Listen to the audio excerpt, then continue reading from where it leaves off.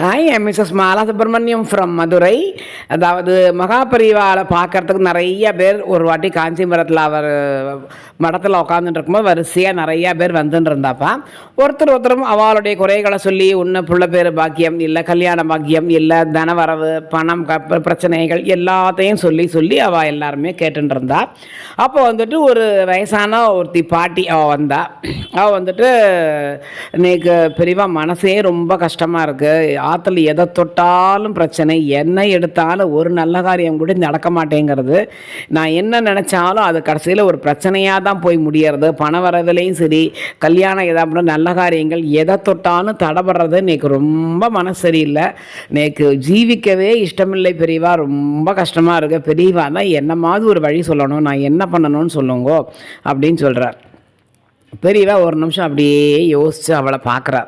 பார்த்துட்டு நீ ஒரு காரியம் பண்ணு அப்படிங்கிற சொல்லுங்க பெரியவா அப்படின்ன உடனே, நீ உங்கள் ஆற்றுல ஒரு சுமங்கலி பூஜை பண்ணு, ஒரு 11 இல்லை ஒரு 7 இல்லை 9 ஒன்றால் எத்தனை பேரை கூப்பிட முடியுமோ அத்தனை பேரை கூப்பிட்டு ஆற்றுல வந்து சமைச்சு போட்டு அவளுக்கு புடவையோ ரவிக்க துணி எல்லாம் நீ வச்சு கொடு அப்படின்னு சொல்லி அவள் சொல்கிறா. அப்போ வந்துட்டு அவள் எனக்கே அங்கே சாப்பிட்றதுக்கு வழி இல்லைன்னு சொல்லி நான் கஷ்டப்பட்டுக்குன்னு இருக்கேன் பெரியவா, நீங்கள் பாட்டுக்கு வந்து 8 பேரை 11 பேரை கூப்பிடுங்கோ, 21 பேரை கூப்பிடுங்கன்னு சொன்னால் எல்லாத்துக்கும் நான் என்னம்மா பெரியவா நான் சாப்பாடு போட முடியும், நேக்கே சாப்பாட்டுக்கு வழி இல்லாமல் நான் கஷ்டப்பட்டுக்குன்னு இருக்கேன் அப்படின்னு சொல்கிறா. அப்படின்னு சொன்ன உடனே அப்போ பெரியவா சொல்கிறா, சரி இப்போ நான் ஒரு காரியம் சொல்கிறேன், நீ கேட்குறியா அப்படிங்கிற, சொல்லுங்க பெரியவா நீங்கள் என்ன சொன்னாலும் கேட்குறேன் அப்படின்னா, ஒன்றும் இல்லை, நீ வந்துட்டு இங்கே கோவிலுக்கு உங்காத்து பக்கத்தில் கோவில் இருக்குது இல்லையா அப்படிங்கிற, ஓ கோவில் இருக்குது, காலங்காத்தால் எதில் கோலம் போடுறாய் அப்படின்னு சொன்னால் கோல மாவில் தான் போடுறேன், கோல மாவில் போடாத, நாளையிலேருந்து அரிசி மாவில் கோலம் போடு அப்படின்னு சொல்கிறேன். சரி பெரியவா நாளையிலேருந்து நான் அரிசி மாவுலேயே கோலம் போடுறேன் அப்படிங்கிற. அப்புறம் பக்கத்தில் என்னெல்லாம் கோவில் இருக்கோ அந்த கோவிலுக்கு எல்லாமே போய் இத்தனை அரிசி மாவை எடுத்துக்கிட்டு போய் எறும்பு புத்து இருக்கு இல்லையா, அந்த புத்தில் எத்தனையாக போடு, உன்னால் எத்தனை நாளைக்கு முடியுமோ அத்தனை நாளைக்கு பண்ணு அப்படின்னு சொல்லி சொல்கிறார். அதே மாதிரி நான் பண்ணுறேன் பெரியவா அப்படின்னு சொன்னோன்னே, அப்படி எறும்புக்கு நான் எறும்புக்கு அரிசி மாவு போட்டால் சுமங்கலி பூஜை பலனா அத்தனை பலன் நிற்க கிட்டுமா அப்படின்னு அவள் கேட்குறா. கண்டிப்பாக கிடைக்கும். ஏன்னா எறும்பு வந்துட்டு 6 மாதத்துலேருந்து ஒரு வருஷத்துக்குரிய உணவுப் பொருளை கொண்டு போய் சேகரித்து வச்சுக்குமா.